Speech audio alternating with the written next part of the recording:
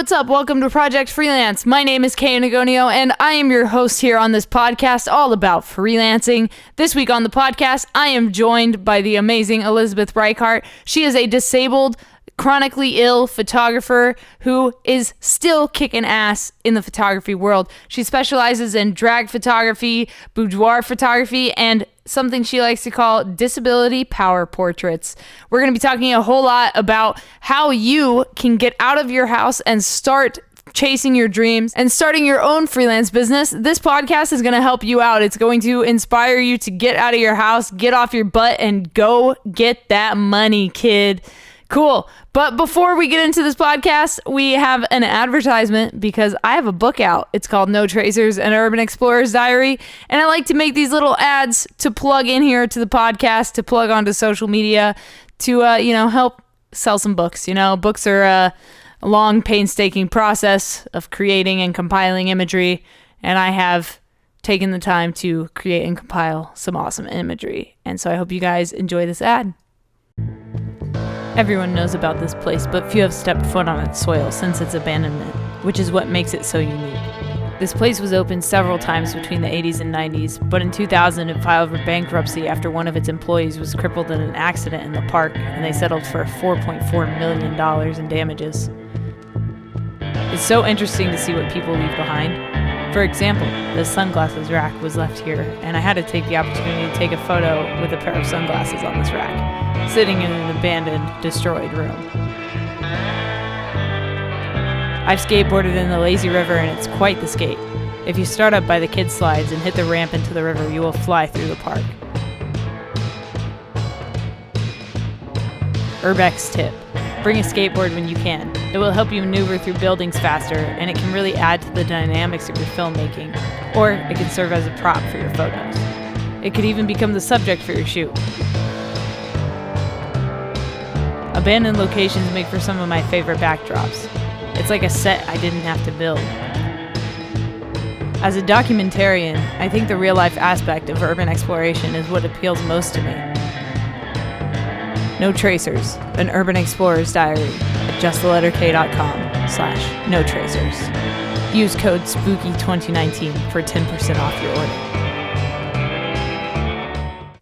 All right, so that was an ad for my book, No Tracers, an Urban Explorer's Diary. If you want to get a copy, the link's going to be down in the description below this podcast.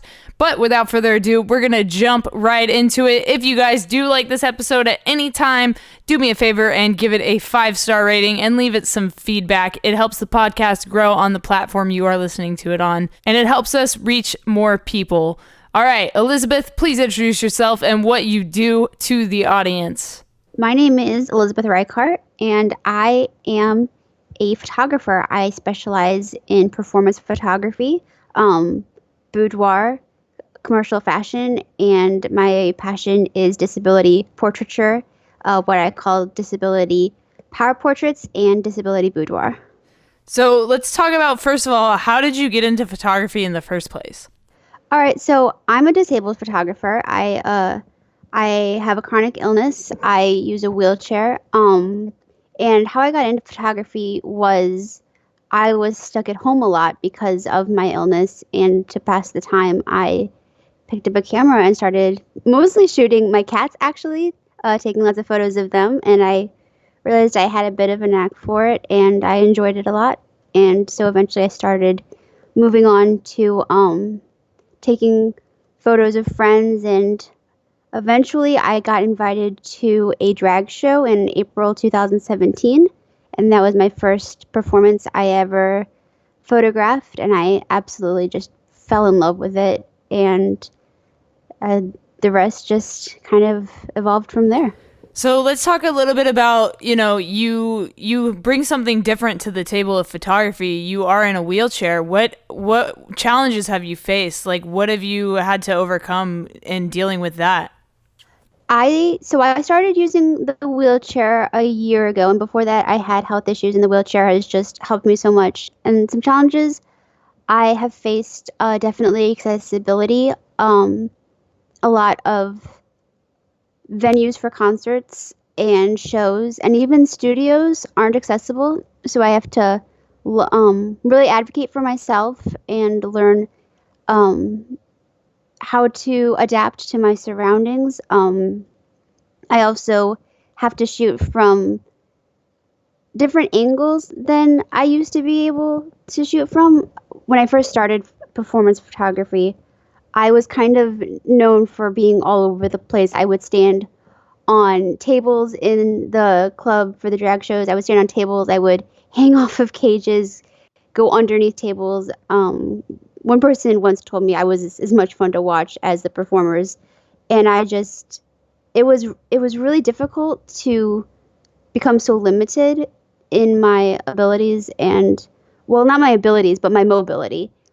And I had to learn how to work within tighter constraints.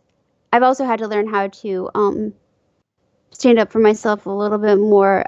People sometimes take advantage of the fact, well, particularly when I'm in the pit. I've been blocked before. People have taken advantage of the fact that I have less mobility, so they've stood in front of me or different things like that. So I've had to be a little more outspoken in those situations as well. For sure. Yeah. So when it comes to the type of photography that you do, what got you interested in, doing drag kind of stuff? What got you interested in doing boudoir, and what got you interested in doing the disability power portraits?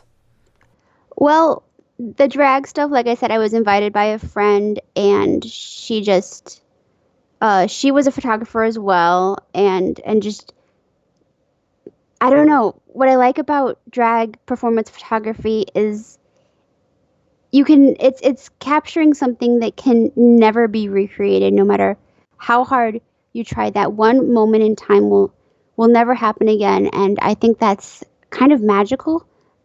And I also really like being able to pull the personality out of the performer, so you're not seeing just like something documented. You're seeing an actual, almost a portrait of a performer taking place. Those really draw me. It's a very exciting field for me. Then the disability portraiture, especially the boudoir, I realized that there are a lot of there's a lot of, I wouldn't say discrimination, but there's definitely a missing demographic in boudoir space. A lot of the bodies we see in boudoir look the same, and there's a wider range of sizes these days, but not a lot of different abilities. And I think, the disability demographic, the population, it's the largest minority in the world, and it's one that anyone can become a part of at any time. So it's really important to feature us, because on a practical note, you're missing out on a huge opportunity, and you're leaving a lot of income on the ground. But everyone deserves to feel beautiful. Everyone deserves to be shown in the way that they want to be shown, and that's what I want to do. I want to capture beauty and strength in the way that my models want to be seen. And so often we're pitied or just not shown, represented in the light that we want to be seen in. And as someone from that community, I feel like I have a good place to show how people like me want to be represented. Yeah. And did you start doing the disability portraiture? Did you start doing that when you got into your chair or before? I started after I got into my chair, but I've identified as disabled since basically my whole life. I've lived with several mental illnesses. I've had different physical illnesses for years now. I've been a disability activist almost my entire life, but being in the chair gives you a different level of visibility that, while on some ways makes it more difficult, in some ways it does make it a lot easier, because being seen offers almost a validation that invisible illnesses don't give you. Now, it's also a lot harder too, and I'm lucky enough that I'm in a wheelchair and I have a very loud voice, and I choose to use that to help other people. So it almost like opened your eyes to this whole new demographic of people that you could work with. Talk about that as like an income perspective. Like you said, you're leaving a ton of money on the table. So talk about how you've grown your business in a sense of using the skills that you do have to be able to keep building this business, and you found this new demographic. It's a challenge because it's hard to, for one thing, it's a fine line between showing the community as they want to be seen, and as I want to show them.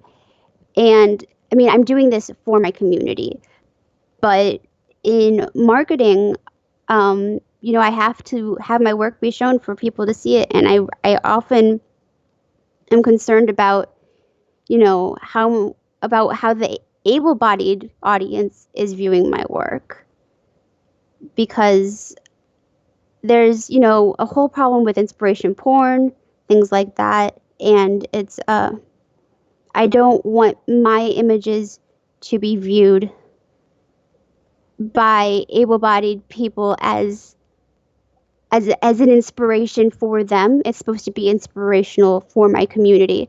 But what I've been doing is I've been reaching out to different community leaders, different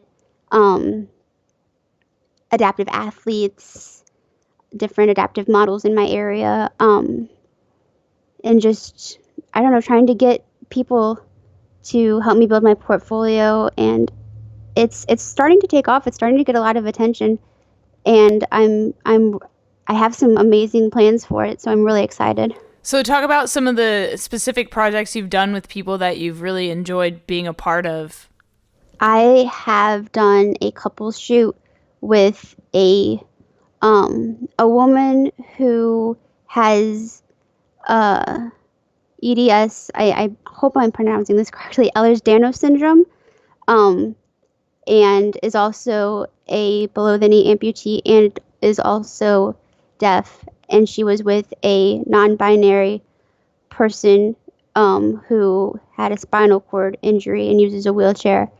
And the two of them had the most gorgeous, it was so hot, a boudoir couple shoot. It was absolutely incredible, and they were a blast to work with. I got to work with a Paralympian, 4-time medalist, and that was just the biggest honor. I've gotten to work with another couple who are both big leaders in the community. The woman is she is a teacher, and she has cerebral palsy and is blind. And the man, and I have, by the way, full permission to share all of these details. I want everyone to make sure that they know that. And her partner is a big leader in the community and also has cerebral palsy. And just the comments I got after their shoot from them were just amazing. I really just enjoy being able to show people in the light that they are wanting to be seen, because so often we're only allowed to be seen as society views us. And I think it's really cool to just take hold of that and give people power back, basically. Yeah, and it's completely amazing that you are becoming such a big part of, your community by providing this service to people. And I don't want you to ever like overlook that or think, or not even like recognize that, but you're doing so much for your community. Where are you finding your clients from? Like how are people finding you? Like, do you have a website, social media? Like how are you finding your new clients? A lot of it's word of mouth. I mean, it's basically all word of mouth right now. I'm involved in a lot of different groups on Facebook, different activism groups. I'm on Instagram as well. I'm at Liz Rajchart, which is my last name. and I have a website, elizabethrajchart.com. Um, and I have Facebook as well. But I would really love to build my clientele. I'd love to be able to travel and go outside of my own community in St. Louis and really expand this to. I'd like my name to be pretty well known with the disability community. I think it'd be great to be somebody people think of when they are needing a service like this. I love it. It's amazing. It's so cool that your community is backing behind you and they're supporting you in doing this. For other people that may be, disabled in any sense, what would you want to say to them as far as getting out of the house goes? I know that a lot of people that are disabled have a hard time getting out of the house because of mental reasons. Maybe they can't mentally, cope with being out in public and dealing with the things that disabled people do have to deal with on a daily basis. What would you say to them to help get them out of the house? Take it slow. Take it one step at a time. I went from not having a job, not having friends, to having a career and a social life, and you don't have to do it all at once. But honestly, the biggest thing that I can tell any person with or without a disability, honestly, is self-advocacy is the most important skill you can have as a disabled or non-disabled person. It's a skill you have to practice, it's a skill you have to develop, but it's vital to be able to advocate for yourself and your own needs. And the thing is, the things you're advocating for, generally you're entitled to, and it's okay to ask for these accommodations. We don't live in an accessible world. We live in a world that is designed for a very specific type of person, and most people simply don't fit into that box. And self-advocacy allows you to make your own world accessible for you, and that is so incredibly important. And how did you learn to advocate for yourself? Like, did it come naturally, or was it something you had to build? It is a skill I've been building my entire life. I had an IEP and a 504 plan which are educational accommodations, since I was 12 years old. And even back then, I would have to learn how to tell my teachers, like, no, I am allowed to type these assignments. No, I am allowed to have extra time on tests. No, I am allowed to go to another space when I need to. I'm legally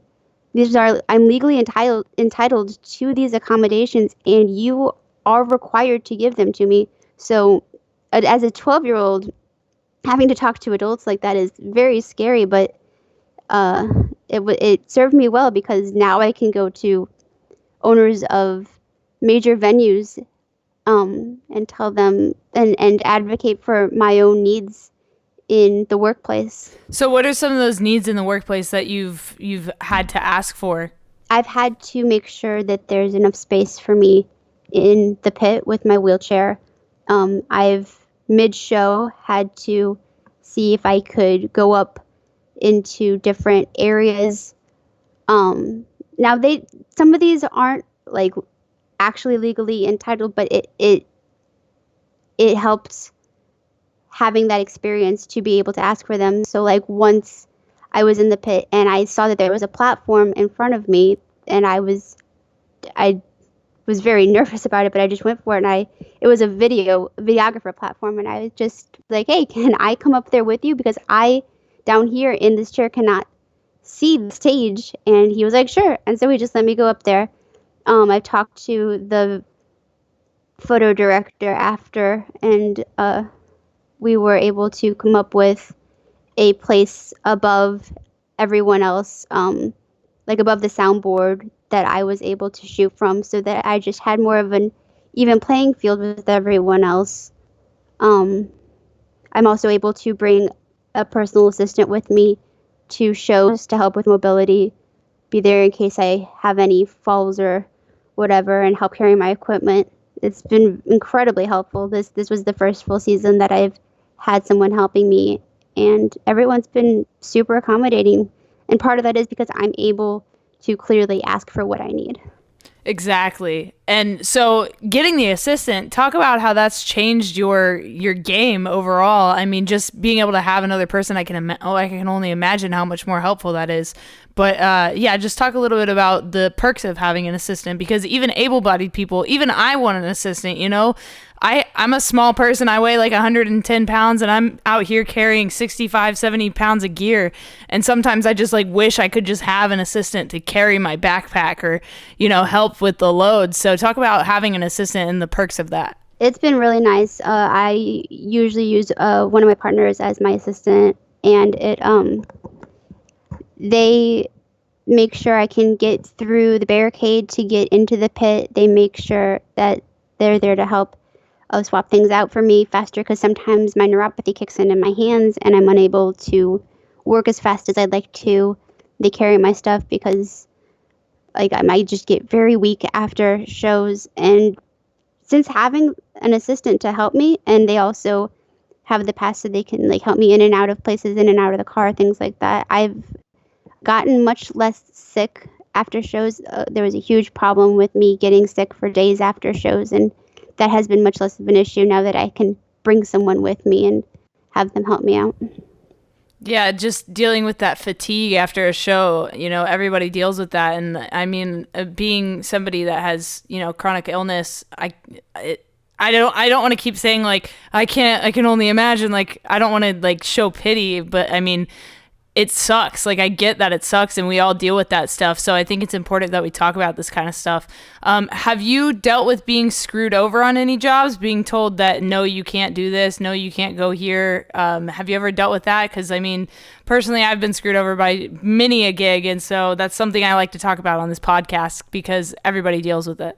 It's kind of amazing. I've been waiting for the other shoe to drop, and you know, I've been denied passes before, and maybe that's why. I have no idea, but as far as I know, everybody's been really willing to work with me. The smaller stages in my city have been made sure that I can get through, made sure that everything is good for me. I don't know. I'm not sure why I've been so lucky in that regard, because I've been waiting for the other shoe to drop for quite a while now.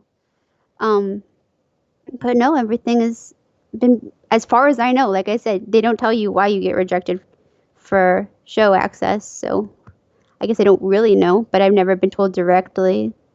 I think there's also the legality of it. You can't really tell the girl in the wheelchair you can't come because you're in a wheelchair.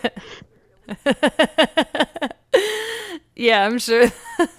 Yeah, that's a definite thing that people probably, you know, hesitate from. So what is your background in photography? I mean, we talked about, you know, your background in photography, how you got started, but do you have any formal training in photography? Did you go to school for it or anything? No, I'm fully self-taught and very much taught on the job for performance, especially. I have some great mentors that have helped me learn studio lighting, have helped me learn a lot of studio aspects. But as far as photography basics go and performance stuff, it's very much self-taught and on the job. So talk about mentors. That's something else we like to talk about on here a lot. Being an intern for somebody or having a mentor and the importance of that and what it can really do and add to your business. So talk about your mentorship a little bit more. Well, all I can say is you have to be able, again, with advocacy, you have to just ask for what you want, ask for what you need. I have some amazing mentors who have worked with me and taught me, and it's all because I walked up.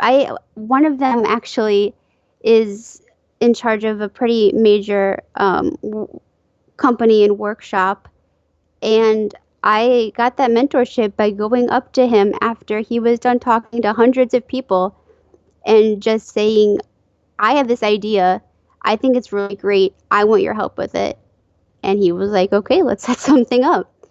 And I was kind of shocked that it worked out that way. But, you know, if I have so much in my life is simply because I said I want that and I'm going to ask for it. I have a huge gig coming up covering an awards show in LA. And I have that because I messaged them and I said, I want to shoot for you. And it worked out. If you want something, go for it. The worst they can say is no. They can't say no even. They can't say no. They can't say yes if you don't even ask in the first place. Yeah, and I think putting things out into the universe is also a big part of that.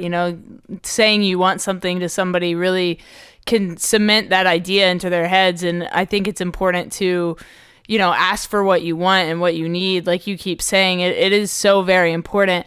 What normal jobs or what real jobs have you had or do you currently have to help supplement your income? I haven't been able to work very much. Like I said, I was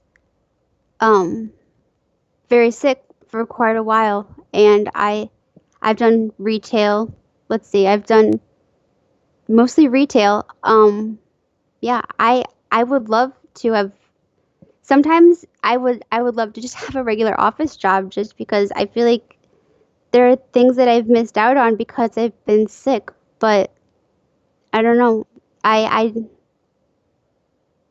yeah, I haven't been able to do a lot of things. I was in school for a while for sign language interpreting, and I had to drop out because, again, I was sick. So I've really just made that's why this new career is so good for me, because I can make it work for myself, make it work for my own health.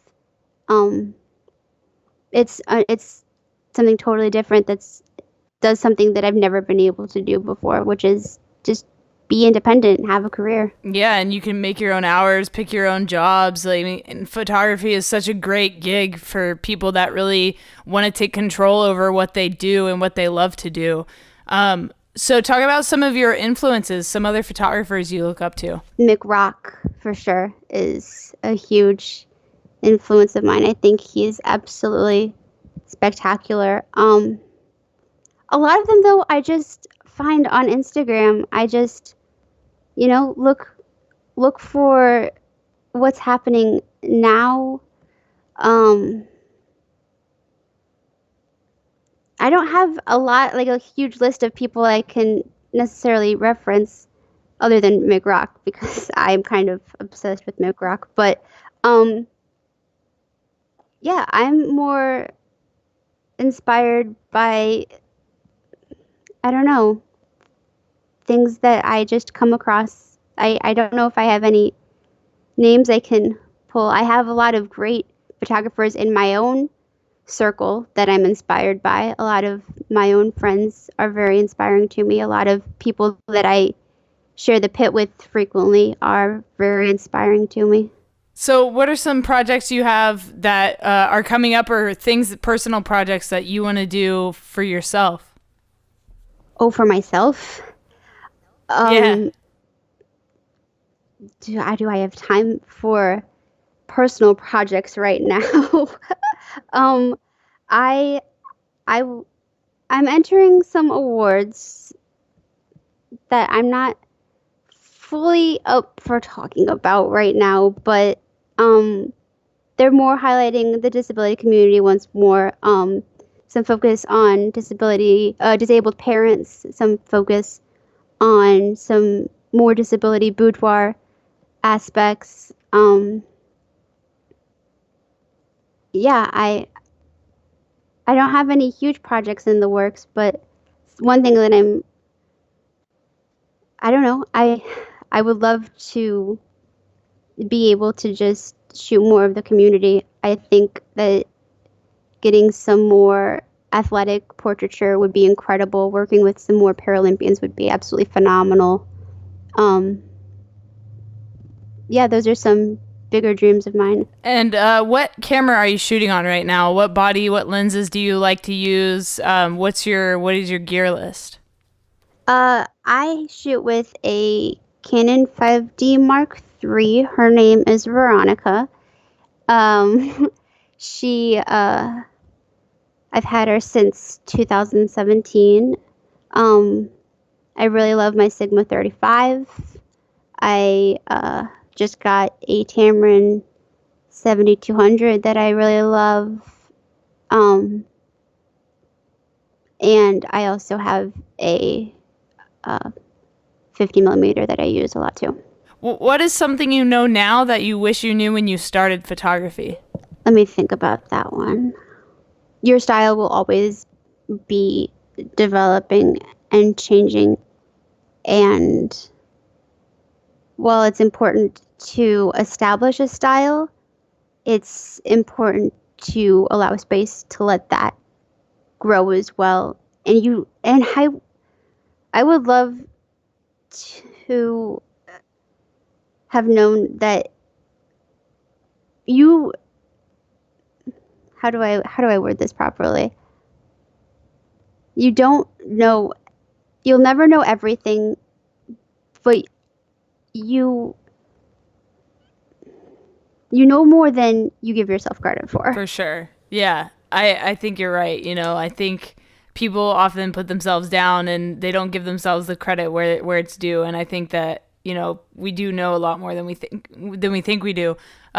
What is, like, when you learned lighting, for example, because you do a lot of portraiture and I know lighting is super important. You learned to light on sets. What is, if you have like a tip or two about how to light properly, I would love to hear that. So a lot of people who have more professional training have a lot of formulas they follow. That's great, and I think that's wonderful, but I also think there's a lot to be said for just working in the moment with what you do know and what you do have. And be flexible. Some of my favorite shots actually happened I wouldn't say by accident, but things happened that I wasn't expecting, and be able to work with what is in front of you instead of necessarily what's stuck in your brain. I have a lot of experience with being so stuck on trying to make something happen that I'm not seeing what's in front of me until I come home and I'm like, oh, that's actually gorgeous. And be flexible with your visions, I think, is what it comes down to. Yeah, definitely be open to switching it up. And I've had the same thing happen. You get home and you were surprised by the unexpected, and it always turns out to be like the best photo of the shoot is the one that was unexpected or unplanned. So what can be done to help disabled photographers more? Talk about access, talk about viewing platforms, things like that. What can be done to further help disabled people be more confident and have more success doing what they love to do? We need a lot more accessibility just in general, but especially with studios and venues, things like that. It's remarkable how hard it was for me actually to find. There are a few accessible studios in my area, but so many of them just aren't, due to either having steps to get through or having the way that they're laid out is really difficult to work with, or just different things. Accessibility is so important, and it's such a thing that you take for granted until you're in a position where it affects you. I also think having more opportunities, that instead of there's a big push right now on diversity in front of the lens, having diverse models, having diverse actors, things like that. There's not as big of a push for diversity behind the lens, and I think if more companies were to take the initiative to make both sides of the lens more diverse, it would benefit not only people like me, but the company in general. So the last thing I want to have you talk a little bit about is for those photographers that are out there that are disabled, that keep telling themselves, oh, I can't do it because of my disability. I can't do it because of this, because of that. What would you say to them to encourage them to pick up a camera and get out and go do it? I mean, photography was life-changing for me. Photography gave me a purpose. Photography opened up so many opportunities, not just for career, but for independence in the way of me feeling like I had a reason and had a purpose. I would say learn to advocate, practice your self-advocacy, and make sure you know the things you need and are able to ask for it. I would say be able to say no to things if you need to, so that you can say yes to bigger and better things. Basically prioritize what's important to you, go after that, and set really clear boundaries for what the things that you're capable of, and don't let people push you around. But I would just believe in your own abilities. I am a true believer that if anyone is accommodated for, and if they have the proper accommodations, they can do anything. They are unstoppable. Our world, like I said, is set up for a very narrow range of people. But if we were all accommodated for, we would all be unstoppable. And I think that's just really important, to be able to ask for what you need and then don't accept any excuses. Hell yeah. That was great. Thank you so much for coming on the podcast. I appreciate you taking the time out of your day. Thank you. I know it's not always easy to step out of your comfort zone, but I think this is going to help a lot of people out there. So I really appreciate you taking the time. All right, that was Elizabeth Rajchart. Thank you for coming on the podcast and talking to me about what it is that you do as a freelance photographer. I think this episode is going to be in the top ranking episodes of this podcast because of what we talked about here today, and I hope you guys enjoyed it. If you did, please do me a huge favor and smash that rating, give it a 5-star rating, and leave some feedback so other people that are looking for podcasts to listen to might come across your feedback and give this podcast a chance. Thank you guys. My name is Kay Nagonio. I will talk to you next week on Project Freelance.